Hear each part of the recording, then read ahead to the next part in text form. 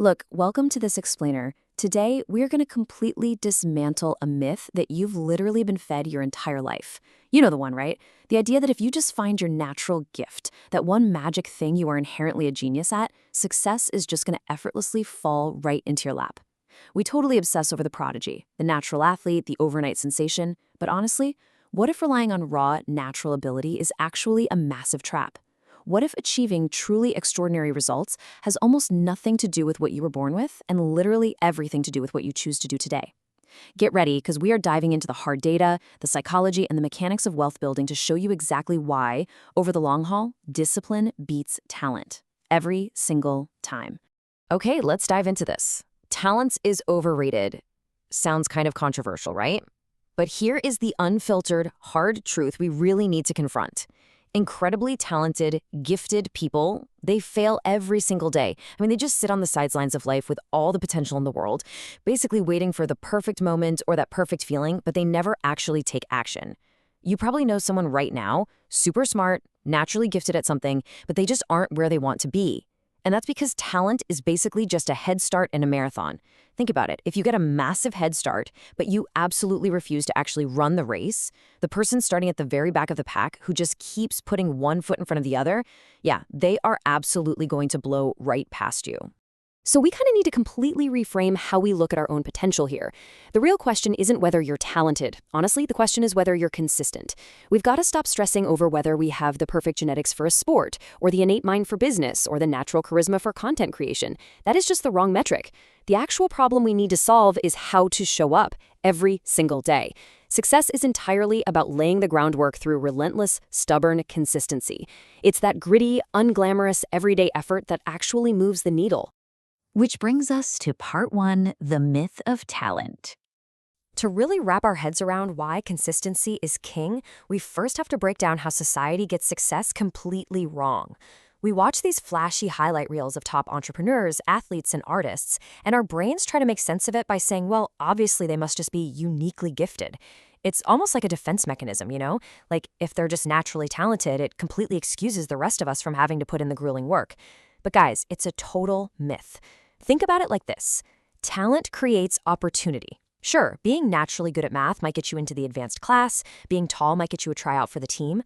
Talent opens a door. It gets you in the room. But on the flip side, discipline is what creates results. Because once you're actually in that room, the talent stops working for you. If you don't have the discipline to study that advanced math or run the brutal drills at practice, that golden opportunity is totally wasted. Talent is the spark for sure, but discipline, that is the fuel that actually keeps the fire burning.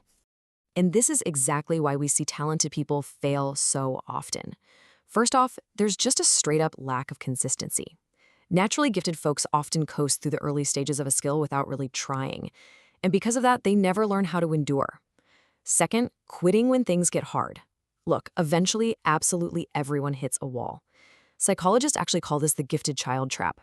Kids who are constantly praised for just being smart rather than for working hard, they often completely crumble the second they hit a problem they can't instantly solve. They haven't built that resilience from repeated failure, so they just throw their hands up and quit. And third, relying solely on natural ability. When you lean totally on your gifts, your growth basically flatlines. You peak way too early, while everyone else around you is quietly, steadily leveling up through sheer sustained effort. And that brings us to part two, discipline creates real results. And this brilliantly illustrates my absolute favorite kind of story, the underdog. We're talking about the totally average person who, on paper, has absolutely zero business succeeding, but who is armed with this unbreakable arsenal of consistent habits. This right here is the reality of self-improvement and wealth building. The playing field gets leveled not by who has the highest IQ, but literally by who has the highest tolerance for doing the required work, day in and day out. When we compare the naturally gifted head-to-head with the disciplined average person, we see exactly how that takeover happens. For the naturally gifted, their workflow is all about inconsistent action. They rely on these massive bursts of inspiration. They work furiously for a week, and then they just take a month off. Conversely, the disciplined average person isn't waiting around for random motivation. They are engaging in daily, repeated actions. It doesn't look flashy at all, but it creates this steady, unstoppable momentum. Put these two in a race over a 5-year stretch, and the disciplined average person is going to completely lap the naturally gifted one. It's literally the tortoise and the hare, playing out in real-world boardrooms and gyms every single day. Moving right along to part 3, motivation fades, discipline remains. So how do you actually maintain that steady growth? Well, we have to call out a massive psychological trap here, especially for anyone listening who's grinding to build a business, improve their fitness, or generate long-term wealth. People constantly ask, how do I stay motivated? Let me stop you right there, because that is the entirely wrong question. Relying on motivation is a guaranteed recipe for failure. Think about the core difference. First, look at motivation. It's completely fleeting, and it's driven entirely by your feelings. Don't get me wrong, motivation is great. It's that awesome surge of energy you get after watching a killer TED Talk or reading a great biography, but let's be real, it has a shelf life of about 48 hours. When you wake up tired, you're stressed out, and it's pouring rain outside, your motivation is literally gone. Motivation makes you work when you feel like it. On the flip side, discipline is consistent, and it is driven by action, not feelings. Discipline forces you to work when you absolutely don't feel like it. It becomes an identity. It's a rock-solid commitment to the process, completely regardless of your current emotional state. Which leads us perfectly into part 4, the compound effect. When you finally remove feelings from the equation and operate purely on disciplined action, you unlock the actual mechanics of how discipline scales. The number one reason people give up on discipline is that they expect immediate results. I mean, they go to the gym for 3 days and wonder why they aren't totally ripped. They save money for 2 months and wonder why they aren't wealthy yet. But true, lasting success isn't built in a day. It's the result of these microscopic daily advantages just stacking on top of each other. Let's trace how this compounding actually builds across a timeline. Day 1 is super simple. You just take action. It feels good, you feel productive. But let's be honest, you're not seeing any real results yet. It's a drop in the bucket. Fast forward to month 6, and you're in what we call the messy middle. You aren't constantly fighting yourself anymore. The habit is solidified. It's just a normal part of your routine. But the external rewards, still pretty minor. Now, by year 1, this is where the magic finally kicks in. You really start to experience compounding. Your skills are merging, that saved money is actually earning noticeable interest, your professional network is growing almost autonomously. And by year 5, you achieve the kind of monumental success that makes everyone else look at you and go, wow, you must be so naturally talented. Right? Because they didn't see the 5 years of quiet, invisible, disciplined compounding that actually got you there. And we see this compounding effect happen literally everywhere. Let's paint a picture of this using some real-world examples from the source material. Think about sports. We all focus on the game-winning shot, but it's really the athlete alone in an empty gym at 5 a.m., the squeak of their shoes in dead silence, shooting thousands of free throws while everyone else is fast asleep. In business, it's the entrepreneur staring blankly at a spreadsheet, making their 50th cold call of the day, hearing no over and over, pushing through sheer agonizing boredom, but making the call anyway.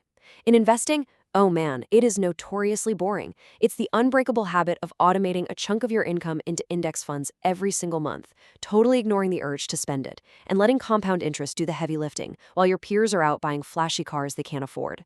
In content creation, it's hitting publish every single week to an audience of 0, just refining your craft in the dark until you finally find your voice. And in education, it's the sheer exhaustion of reading 10 pages of a textbook a night when you really just want to binge watch a show. In every single one of these arenas, repeated, unglamorous actions utterly dominate natural, raw ability over the long haul. All right, part 5, how to build discipline.